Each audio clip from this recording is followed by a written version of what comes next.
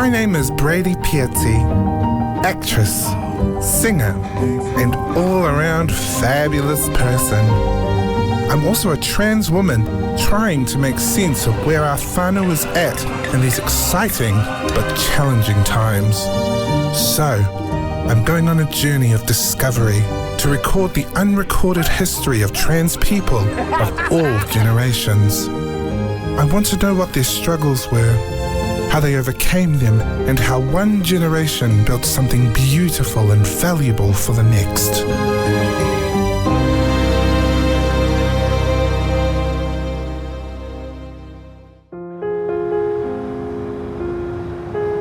This is Sarah Michelle.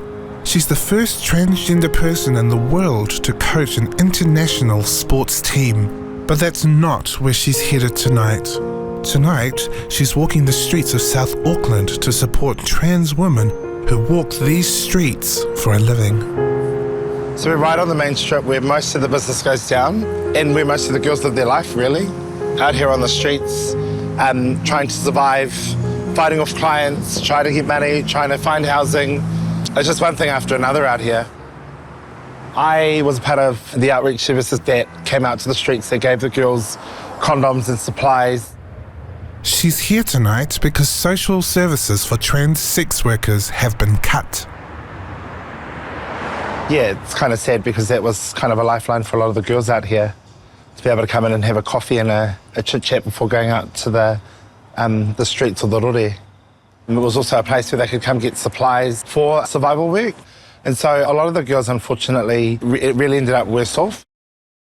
My reason for calling it survival work, it's not a job that many people want to get into. To have to sleep with paru men in cars to survive and have money, to be out there to be ridiculed and assaulted by the general public. They don't want you out there. And unfortunately for our community, it's a big piece and parcel of how many of our girls have had to use that line of mahi as survival in the past because they can't get a benefit, they can't get housing, they can't even get healthcare for God's sakes. In this real serious kind of trying not to cry moment, some of my sisters were found out here in cars with, one of them, Robin, was found down Colmer Street, alone, dead in her car with her little dog. The thing that breaks my heart the most is that when the girls have passed away on the streets, maybe me and one other girl have gone to the tangis. And it's absolutely heartbreaking because we know, with the right love and support that they could be these great people, but they're left alone surviving. And it's just not right. Yeah.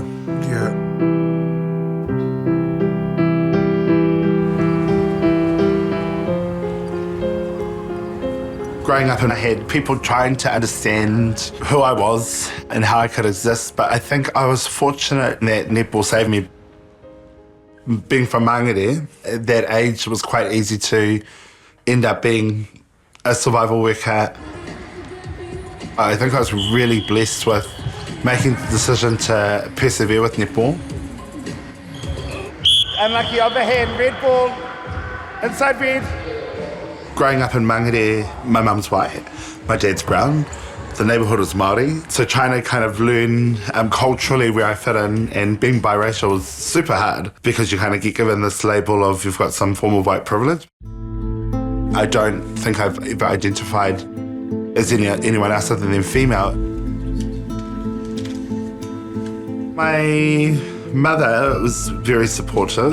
My father, not so much. One of my earliest memories is having to play league, which I did not like. I would cry on a Saturday before going to the fields, and everyone in the team was like, but you're so good, we'll just look the other way to the fact that you might have been given a hiding today, which is really traumatic. Let's be honest, it's probably easier just to get a couple of hidings and try and shift your mindset than going through this horrific life of judgment and persecution. Is this a true statement? Sport helped affirm your identity? Yes and no. It helped affirm who I am. Yeah. But that's because I was probably challenged the most in how I identified. So it was through the struggles and the having to stand up for myself. It wasn't sport that did it was the situation. And so, Sarah Michelle persevered, in sport and life.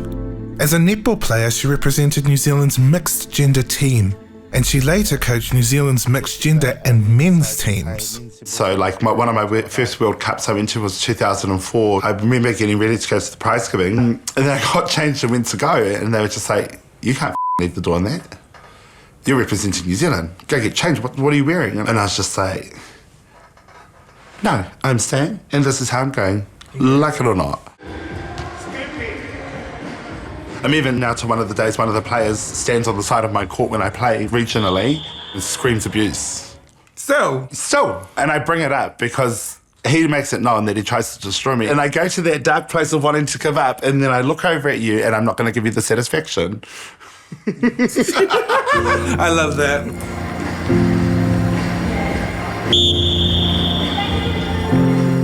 It's important that she never gives up because abuse against trans people in sport is still widespread in New Zealand. Sarah Michelle visits Ashley, another trans woman. They both recently participated in a netball tournament in Taupo. We went away to the Apai netball tournament, which is the Aotearoa Patarawhiti at Iwi, and there was a transphobic TikTok that was made about me and one of the other players. That was quickly taken down before it had the chance to circulate, but it was still harmful and hurtful and came from a place of ignorance and miseducation. It was sad what happened. There was a learning experience for me. I learnt that even at a place of safeness and inclusiveness that, hatred can still find a way in. Yeah. And I think it just kind of reminds us that, is there a safe space? Do you know what I mean? Even in a place that's supposed to be, is it genuinely safe? I had a talk with one of the teams, the straight guys, and he was shocked when he said, so actually it's not a choice to live like that. And I said, no.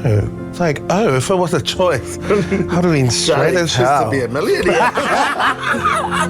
You could see the light bulbs come around the room when we shared with him the realization of if it was a choice, would you choose to live this way? Because it's not by any means or stretch of the imagination, an easy life.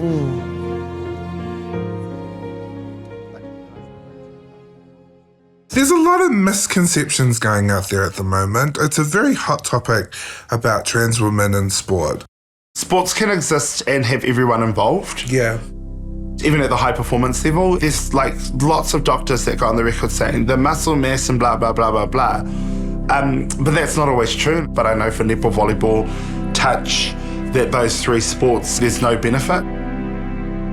The strongest muscle in the body is the brain because nothing moves without it.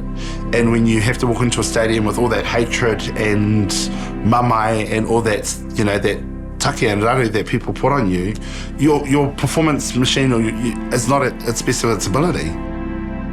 Netball's the hardest thing I've ever done. I think that's why I still stick with it, is because the vulnerable parts of our community that come through, not only just trans, but takatapui, our whawhas, that they've come through, and I know how toxic it can be, and I know the system of chew them up and spit them out and leave them kind of bewildered.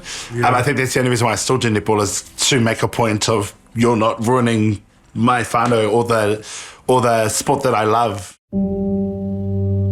But then Sarah Michelle discovered a new sport. So how was your experience with dragon boating compared to your experience with netball? So I decided that I'd give it a go, and I went down and I was like, oh my gosh, you know what we get when we apply for something?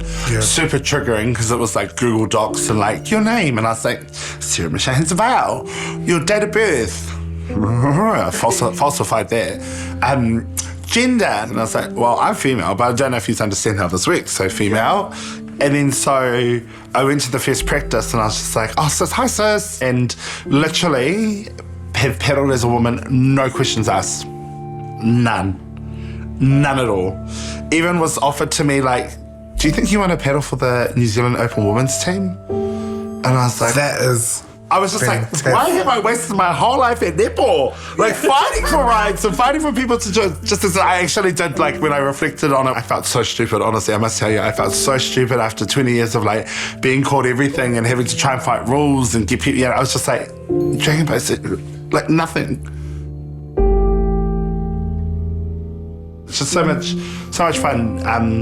You know, it's how our people travelled the Pacific. It's how we discovered all the islands across the Pacific is through paddling. There's something inherent being out on the water that's peaceful and just calming.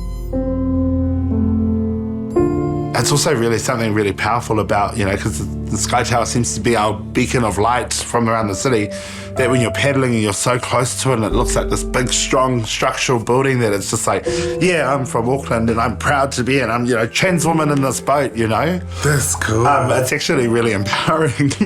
Yeah. So it's such a change from being the last era of being chased down the road or kicked out of pubs because of who you were, and being assaulted and the police showing up and it being like oh, you're one of them. Yeah. It's great to see where we're at this time and where we can move to moving forward.